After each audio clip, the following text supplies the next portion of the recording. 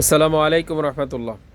শুভ সকাল। আমি হাবিবুর রহমান আবার আপনাদের সাথে যুক্ত হয়ে গেলাম। আশা করি আপনারা ভালো আছেন। আলহামদুলিল্লাহ আমিও ভালো আছি আল্লাহর মেহরবানিতে।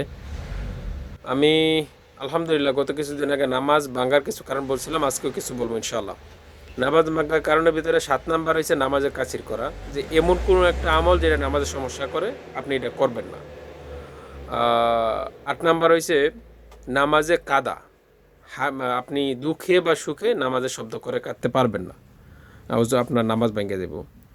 তারপর 9 নাম্বার হয়েছে 3 তাসবি পরিমাণ আপনার সতর খোলা থাকা, যে আপনি কোনো একটা কাপড় পরলেন, যেটা আপনি আপনি আপনার অনিচ্ছাই যে আপনার সতরটা দেখা যাইতেছে, আর 3 তাসবি পড়তে যতটুকু সময় লাগে এতটুকু সময় পর্যন্ত খোলা আছে, তাইলে আপনার নামাজটা নষ্ট হয়ে যাবে, আবার দ্বিতীয়বার পড়া লাগবে।